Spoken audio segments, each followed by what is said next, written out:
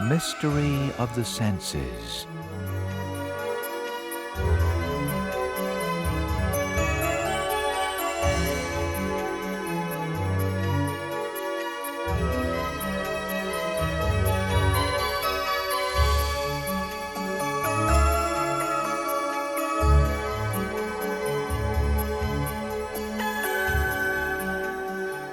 A Nova miniseries with Diane Ackerman. Tonight, The Sense of Hearing.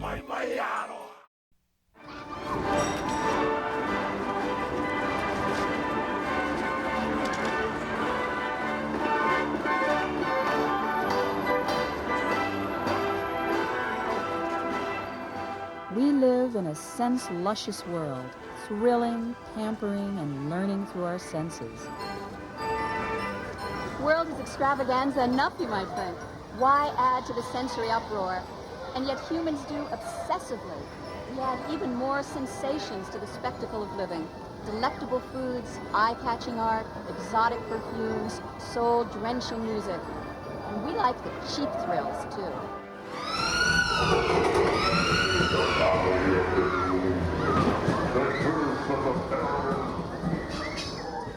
In here, in the dark, the sense I most rely on is my hearing.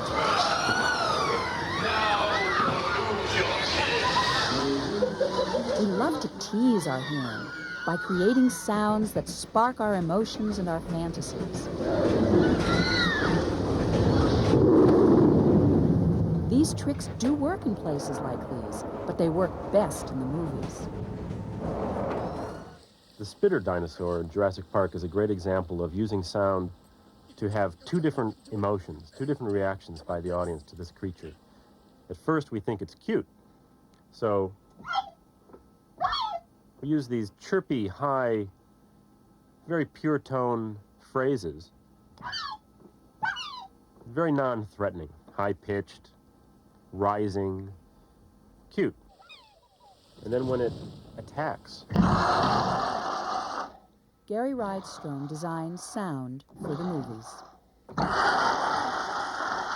so now we're hearing phlegm and we're getting a nasty, raspy quality to the growl. What should we do next? With several Academy Awards to their credit, Rydstrom and his colleagues at George Lucas's famed Skywalker Studios work on many of the industry's top feature films. Actually, from what I heard last time, I want to get more of a two-beat, kind of a boom. Okay. Last time was more of a boom. Okay. Okay, track 8. You want me to hit it just before the cue starts, The people who create sound effects understand how to use their craft to make us believe what we're seeing. This begins with making real-world sounds that we would normally expect to hear. All right, I'm ready.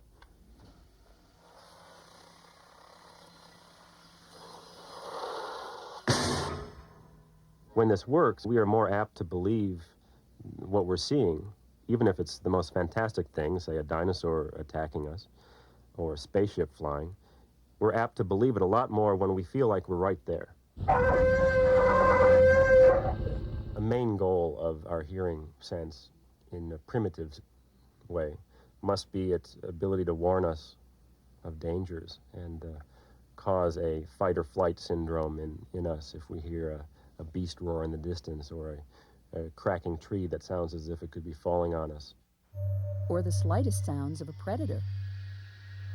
In the natural world, detecting even the softest sounds can mean survival. Acute hearing has given the hare a life-saving step on the lynx.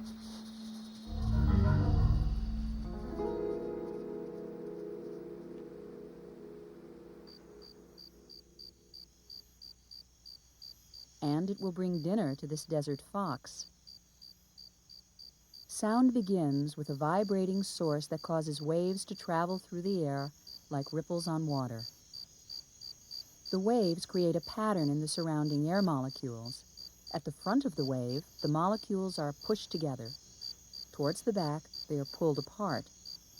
These wave patterns move outward from the source, with stronger waves sounding louder than weaker ones.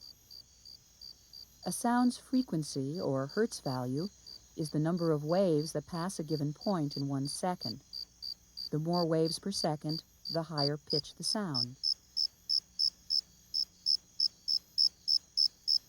Some creatures can hear pitches so high or low that they are out of the range of human hearing.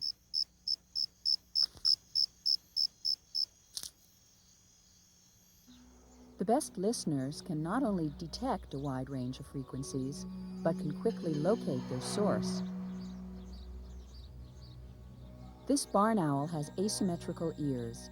One is set slightly higher on its head than the other. This helps it pinpoint the source of a sound in three-dimensional space. In an instant, its brain creates an auditory map, homing in on the location of the sound. Then the owl can make an accurate strike, even in total darkness.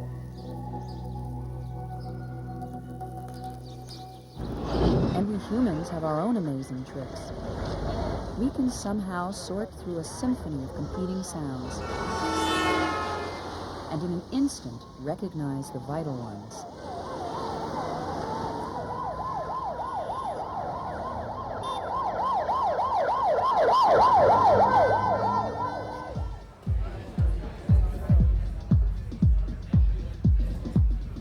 Filtering this auditory jungle to pick out what we want to hear is one more way hearing helps us to interpret our world.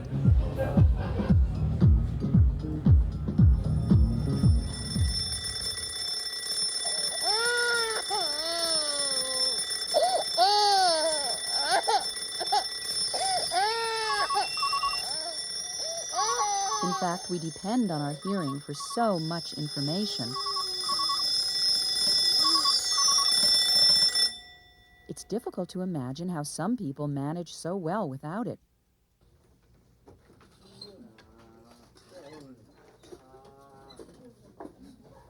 Like the majority of her students and her husband, Michelle Smith-Duss is deaf and blind. She teaches at the Helen Keller Center in Long Island, New York, where people must learn to hear and see with their hands. Michelle teaches Braille here at the center, and she not only teaches Braille, but she really acts as a role model for the students that she works with.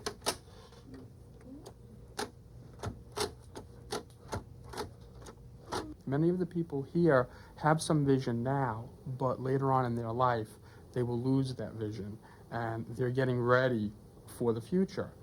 And not only are they learning Braille from Michelle, but they're learning that there's life after this vision loss, and that they can go on and be an integral member of society, just like Michelle.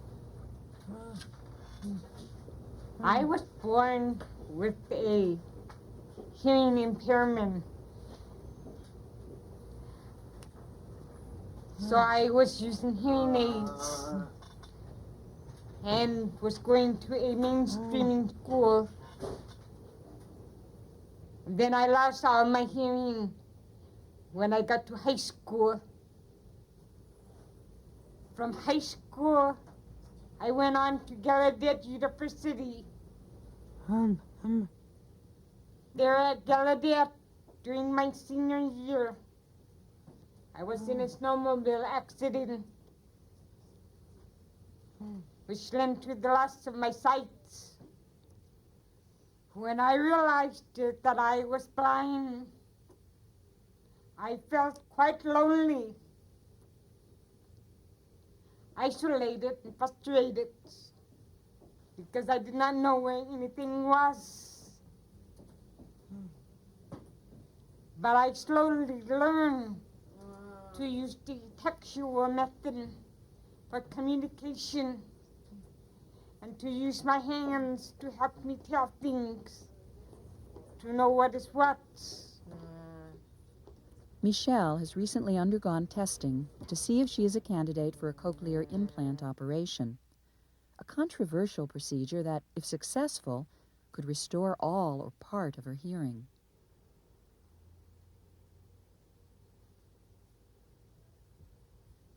I wanted to see if it was possible to cut down on the isolation and loneliness and frustration in being a deafblind person. There have been times when my husband and I would be together, like sitting and reading. We would stop and we would ask each other, is there life outside? What is happening?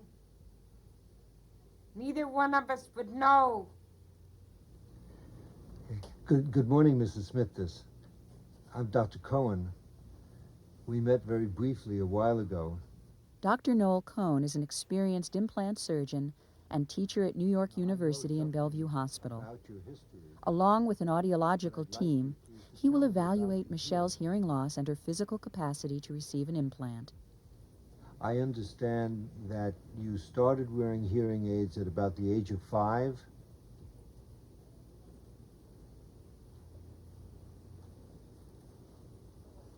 I stopped when I was in high school. I Okay. can definitely remember when it did not help me anymore. Okay. I remember changing the batteries and the cord and everything to try hearing. Could not hear anything. So I had to go to the house mother to ask if she hears anything. It is very loud, but I did not hear. I understand. And yet I see you're wearing a hearing aid now, aren't you? Implants have been effective for many people, Yes, yes, you but they're are not right. successful in every But case, I do and they pick up require very complex, loud invasive sounds, but not surgery. too much So at only the all. extremely deaf are Like considered as the candidates. Slam of a door or a door or something, and maybe I. Mrs. Smithis is profoundly deaf. That means that she hears virtually nothing in either ear and is unable to get any benefit from a powerful hearing aid.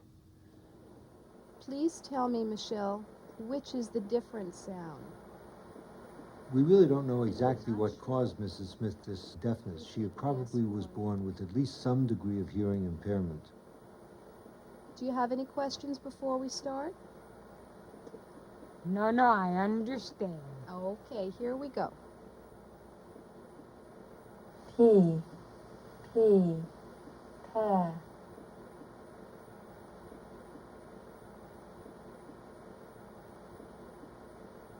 First one.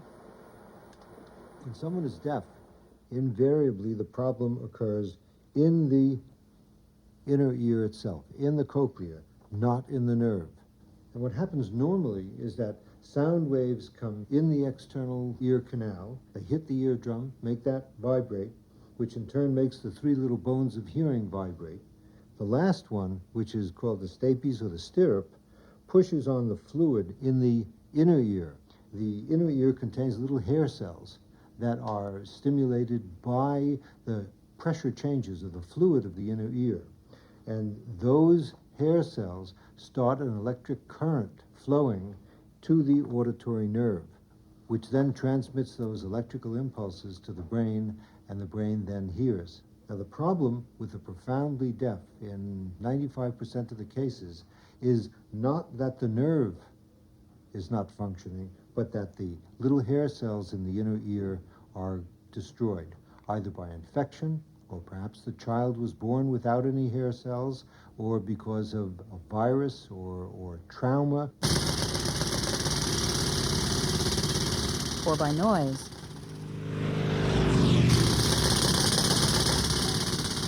We recklessly overload our hearing, which has resulted in tragic hearing loss in far too many people, especially the young. Teenagers often listen to music at dangerous levels.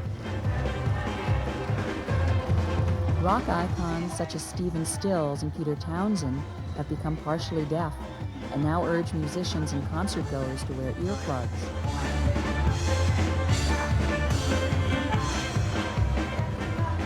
But with the exception of certain workplaces where ear protection is mandatory, warnings go unheeded.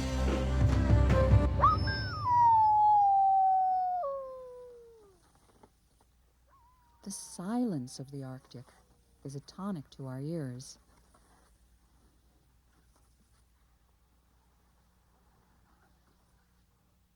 This is an extremely quiet area.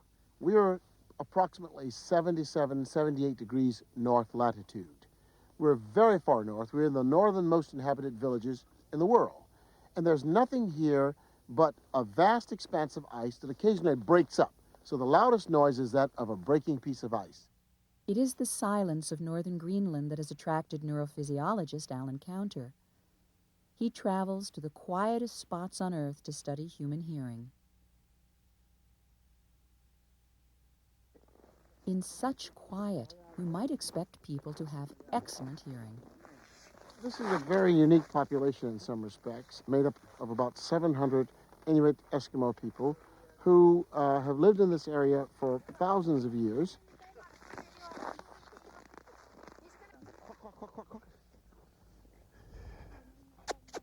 Hello, Camille. Here in the tiny village of Murisak, there's a new generator, a small store, a scattering of modern conveniences. But this is still a hunter-gatherer society. The dog sled and the ice are their principal means of transportation, and the people survive on whatever bounty the frozen land can spare. Counter performs hearing tests on the people of the village. He discovered a repeating pattern of hearing loss among many of the men.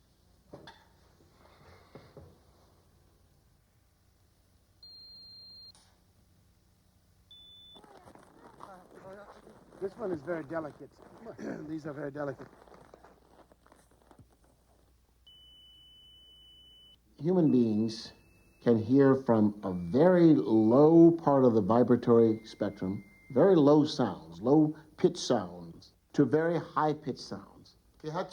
Now physically, that is measured in terms of frequency. Low frequency, about 20 cycles per second, or movements back and forth, to the high frequencies, about 20,000 movements back and forth. We often say that animals like dogs can hear the very upper, higher frequencies. They're in the range of 20 to 30 to 40 to 50,000 hertz. The human hearing system cuts off at about 20,000 hertz, and as we get older, that upper range drops more and more. To solve the mystery of this hearing loss, Counter needed to follow the men through their daily routine.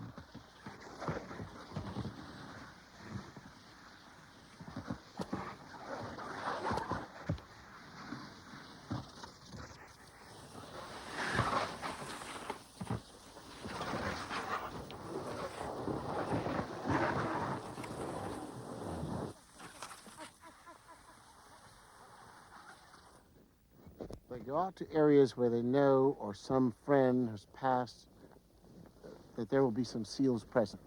They go out to areas where the ice is cracking. They suspect that there will be blowholes there because it's easier for the seal to come up. So they'll search along these cracks or crevices in the ice, and they'll even climb up on top of icebergs to look out to see if they see a basking seal that's come up through the ice, or if they see evidence that a seal has come up through a blowhole.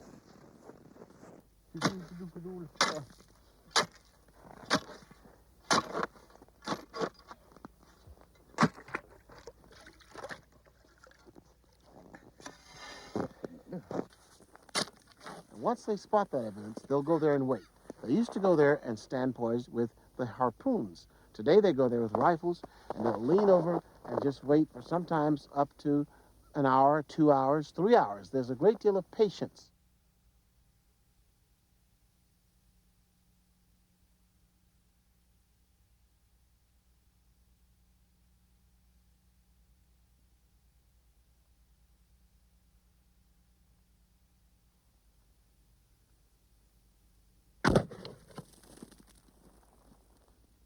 The way the villagers hunt today has given Counter his answer.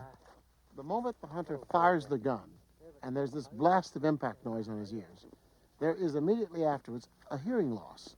And the problem with that temporary hearing loss is that it comes back after a while to its regular level, but it comes back less and less over time.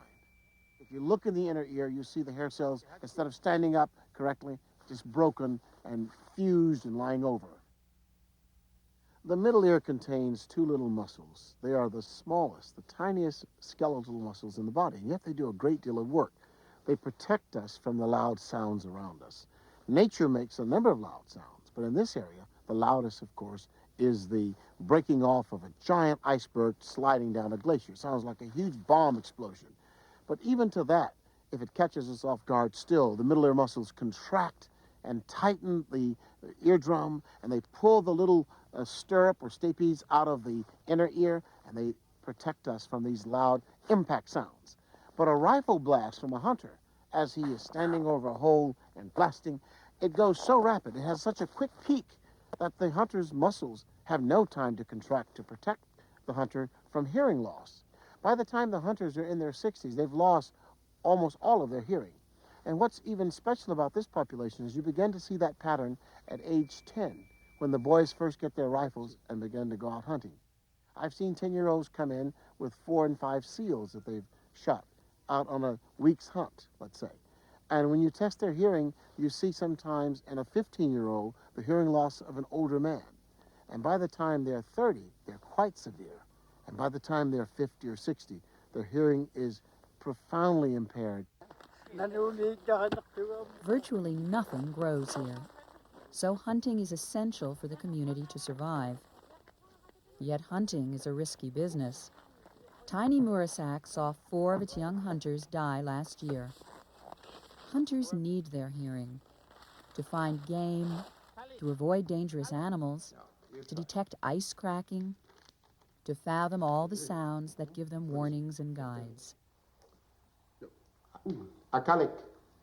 Peniacto. In a military situation, earplugs are used to help the soldiers protect ears from the high-intensity noise from the firearms. Peniacto.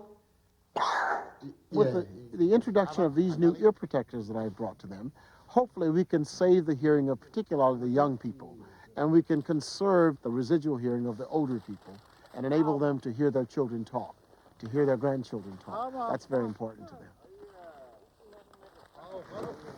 Alan is my friend. People don't deliberately get hearing losses. They go out looking for food, and they put their hearing secondary until they develop a hearing loss and they need a hearing aid or some other apparatus that's not available to them to help them hear. And most often with the high-frequency nerve hearing losses they develop, hearing aids don't help very much because they can't restore the loss of those fibers just by making the sounds louder, which is what a hearing aid does. It does not replace necessarily special frequencies. But there is one device that may help. I want to know what makes me a good candidate for a cochlear implant operation. In the first place, you lost your hearing after you developed speech. Your speech is very good. Your language is excellent. You have learned to communicate by using your other senses.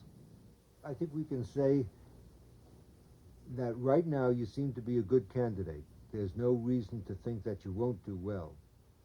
After we've done there are drawbacks to cochlear implants. It's not just all positive. And I think the greatest drawback is failure to meet the patient's expectations. I do hope that I will get much of the inflammatory sounds that is around me.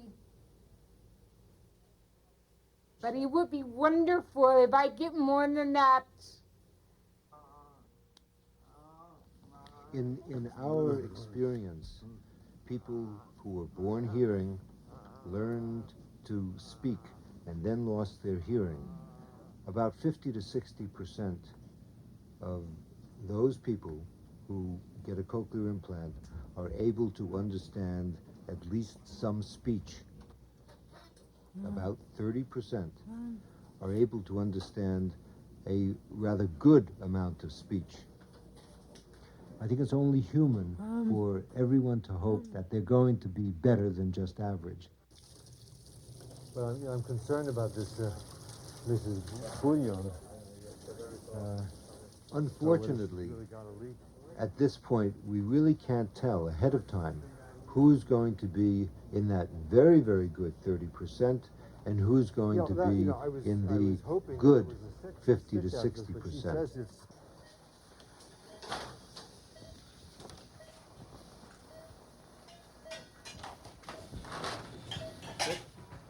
It would be nice to be able to hear my husband's voice. I have never heard his voice. I may not be able to understand, but at least to be able to know that he is talking would be wonderful.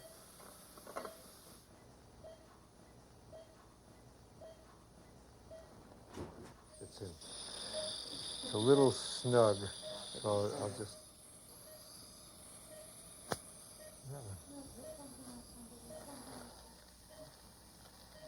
Some bone wax.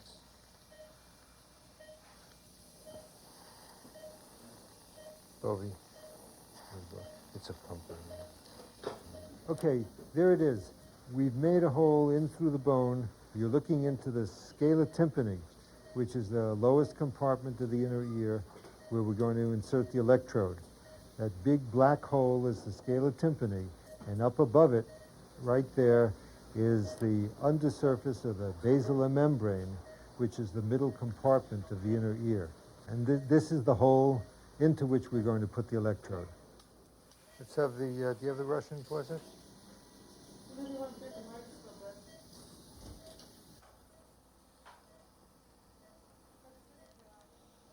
This is the 22-channel device, which is surgically implanted into the inner ear, and it consists of an electrode array.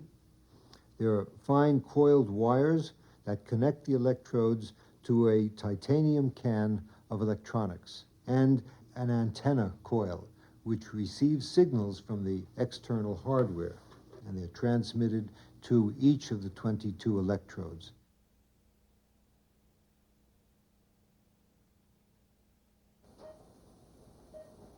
Just very gently stroking it in, a little bit at a time, a couple of electrodes at a time.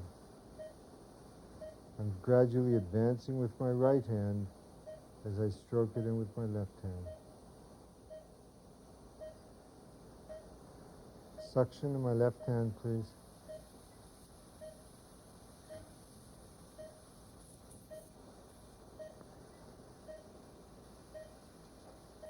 This is the rest of the cochlear implant, and it consists of a microphone worn over the ear of the patient.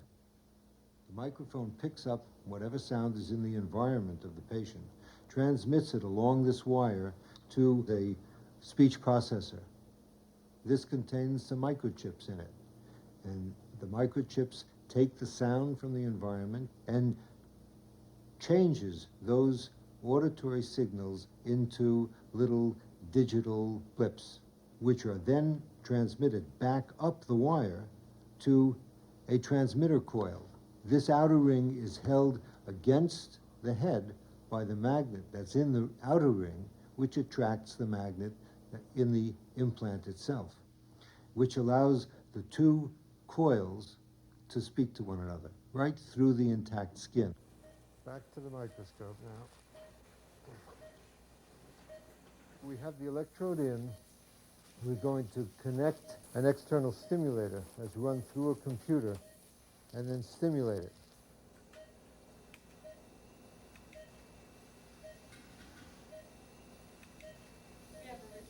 We have a response, okay. Now, cochlear implants aren't a replacement for the normal anatomy and physiology. There are in the order of perhaps 15 to 20,000 hair cells in the normal inner ear. They're gone. We're replacing them, in a sense, with 22 electrodes. Yet, the brain is able to take those pretty simple stimuli and transform them into something that's recognizably a voice or music or a sound.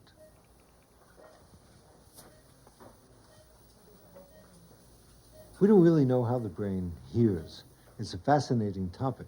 What we do know is that normal hearing or hearing induced by a cochlear implant start off as mechanical signals, air waves, and then they become fluid signals in the inner ear. Then they become chemoelectrical signals.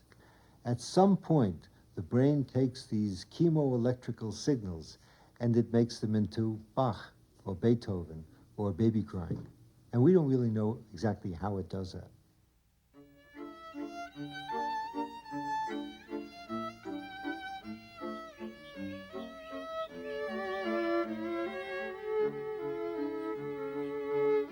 Music is the perfume of hearing, a sensory star. We don't actually need it to survive. I'd be miserable without it.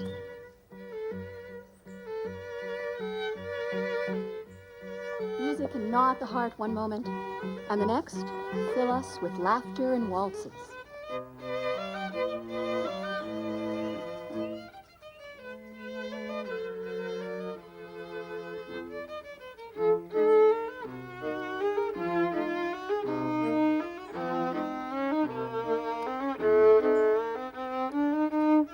It's a language of pure emotion, revving the heartbeat and the blood pressure to thrilling heights, or soothing and calming us.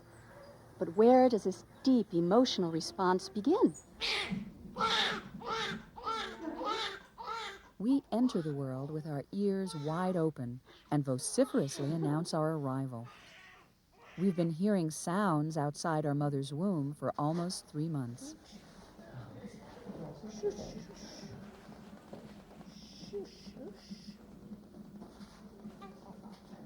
We've been serenaded by noise and music and the comforting sounds of our parents' voices.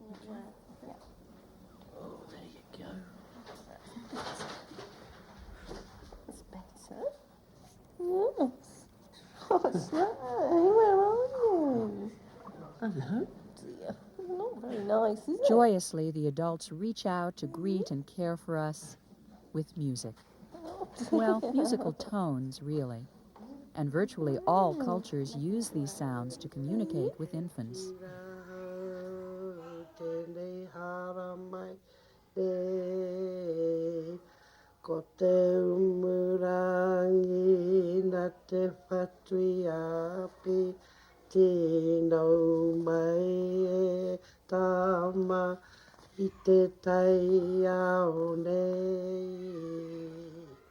Lullabies and musical baby talk contain simple sounds. The music carries a universal language of love, comfort, and safety, a wordless message of pure emotion. This helps to explain why we were so responsive to it later on.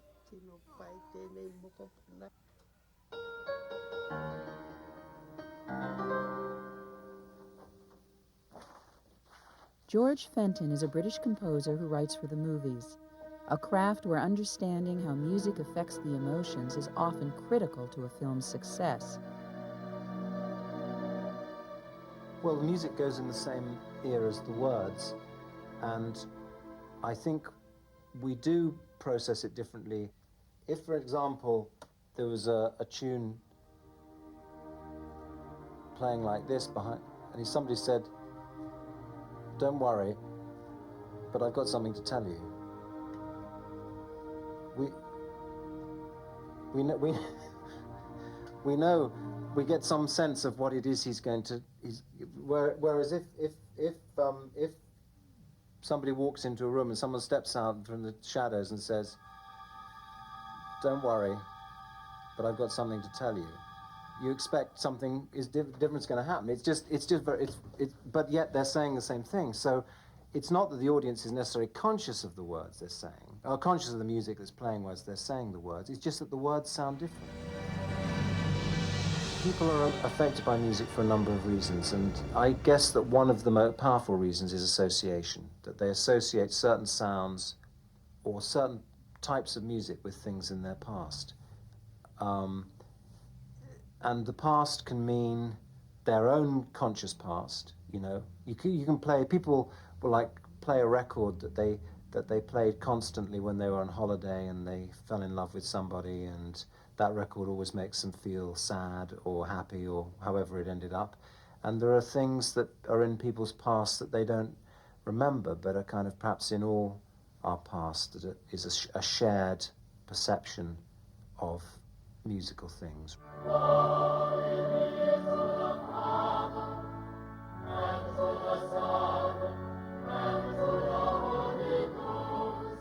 prehistoric man used bone pipes and his own voice to make music. Today, with choir and organ, we do pretty much the same.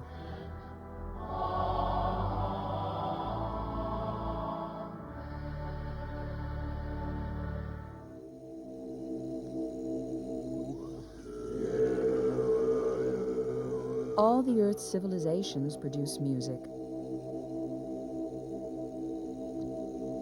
It helps us celebrate special occasions, and it brings us spiritual joy.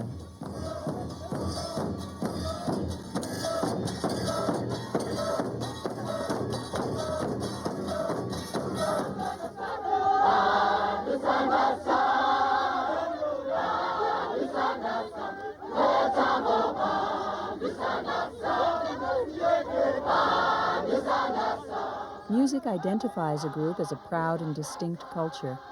It can also bring unity of purpose and prepare us for action.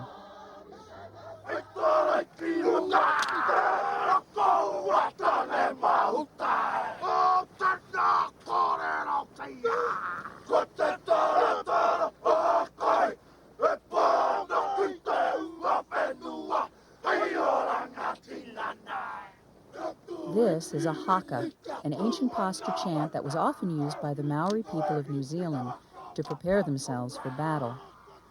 It is fierce and uncompromising, a trait British colonizers came to know all too well.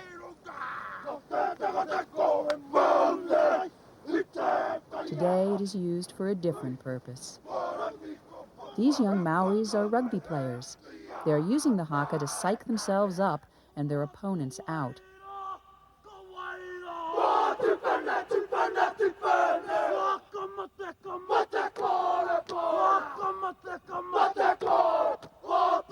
The Maori are similar to many of the world's cultures that use music to weave history, celebratory events, and day-to-day activities into a unique form of expression. The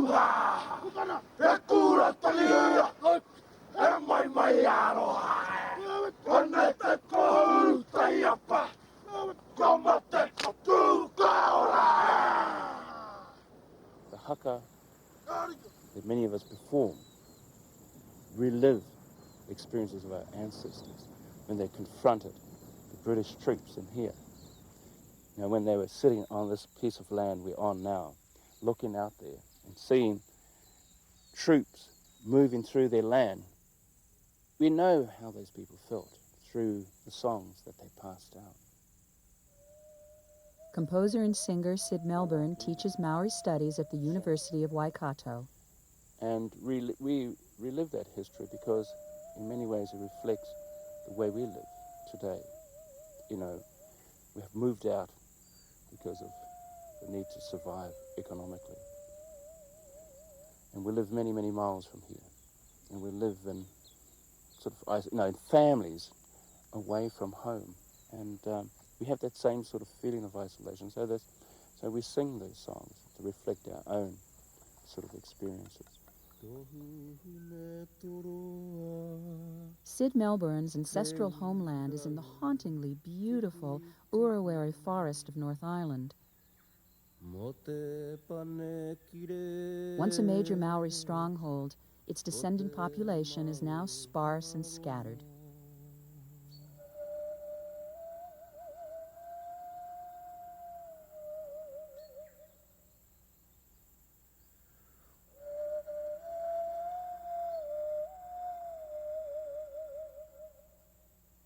His ancestral marae still nestles here. A marae is a Maori community's cultural and religious gathering place, the physical core of its spirit and learning. In every Maori community, you have a motivator. And that person is usually a woman. And she is responsible for getting people together to ensure that the important parts of their culture are preserved. She's playing that role of bringing kids together, adults together, to learn their songs. And the songs that they sing and learn as children will be songs that will be useful to them for the rest of their lives.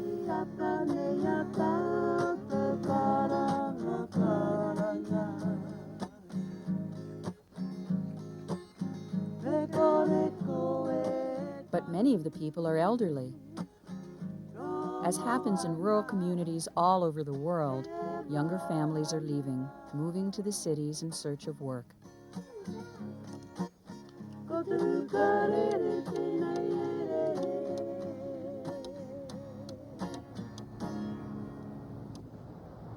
Far from ancient homelands, they've re-established maraes in the cities and rewoven their traditions with the thread of music.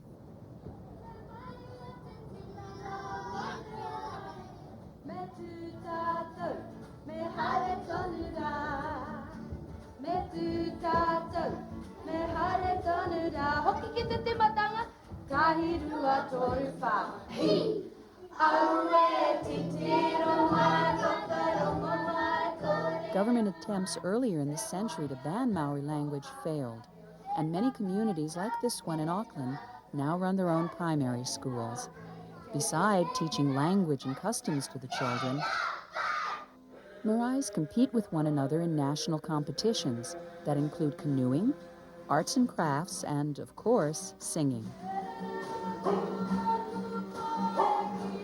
The songs remind the performers of genealogies, spiritual laws, and historical events. This is how an oral culture renews itself.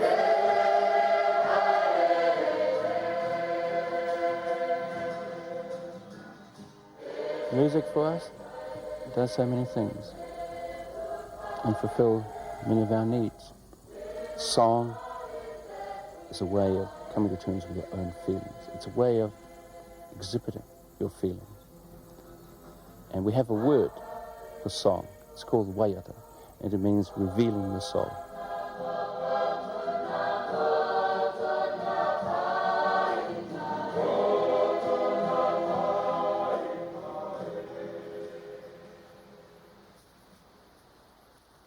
Within myself, I'm part of a whole tradition that preceded me. I use nature in the same way, I suppose, as my ancestors did, hundreds of years ago. The waterfall, the way it flows, the sound it makes, what you see in front of you. Those are these sort of instant inspirational ideas for composition. He rera te wai e, he rera I te mata o te wai nei e, pūkana kanana ko te wai ka rere ka tia mira I te koa wa e ki te moana e. It just sounds around you. They all suggest sound and movement.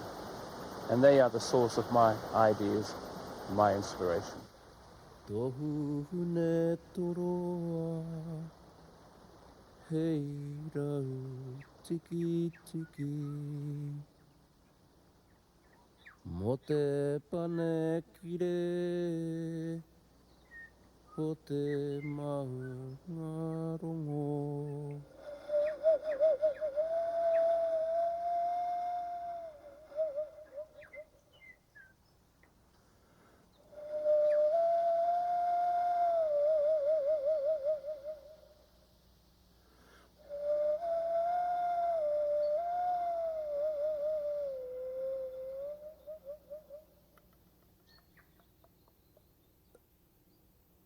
One of the first things I do when I return home is to visit my great-grandmother's grave.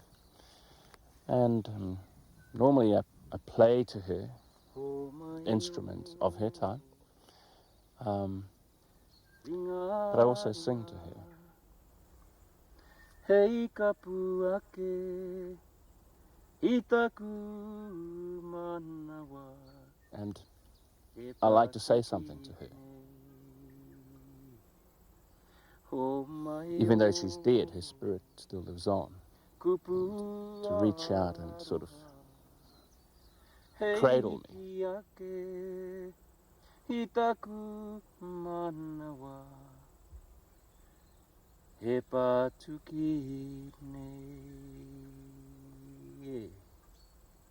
Mai te kuia moe mai.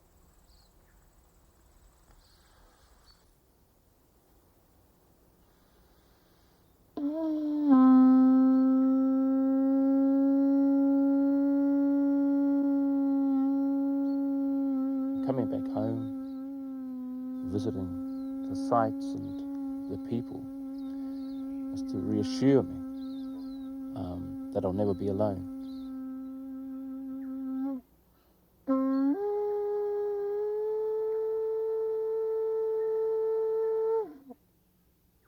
An ancient Chinese proverb says, "A bird does not sing because it has an answer.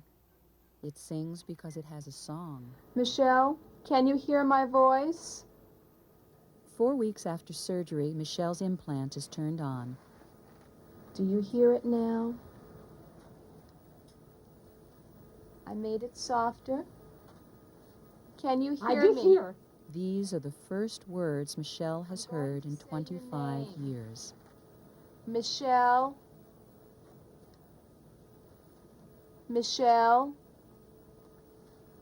Is my voice loud enough for you? I do hear, but I cannot figure out what is being said. Would you like the sound to be louder? Not me, I hear. Good, you can hear your own voice? Audiologists will work with her for months, testing, adjusting, and fine-tuning the device. Those sounds. This will be with my voice. She said you. I got you in there. Good. You. Good. I understood you. Super. Me. Tell me when you hear these sounds. Here we go. Ah. I hear something. Good. Ooh. I hear something. That's right. You were making the sound yourself with your lips. Somebody talk. That was me. Here's another sound. I hear again. Michelle hears the audiologist, but this is just the first day. Only time will tell how accurately her brain will interpret the implant's signals. I heard again. Good. Shh. Sound different. That was different. That's right. That was the sound I made. Super. At the end of the session, Robert Smithdass, Michelle's deaf and blind husband, comes in to share her excitement. I'm not insulting her. I said she was nice. I heard her talking. That was your husband. Great voice, huh? Now you have to listen to that every day. Lucky you.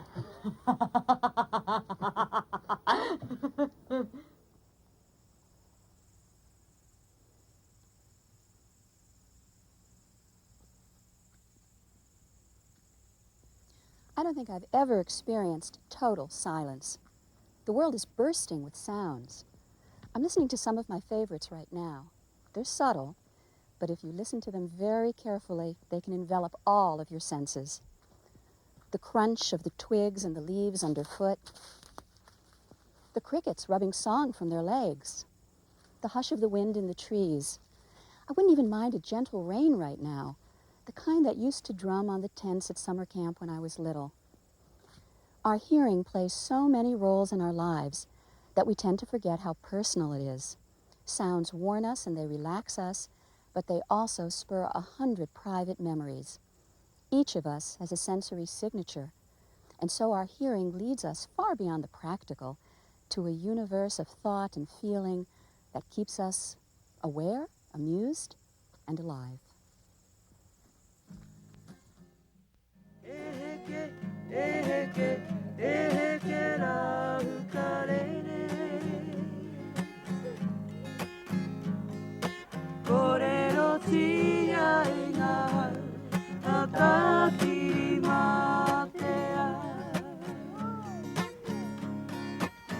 Kau tahu i hoki ngā mau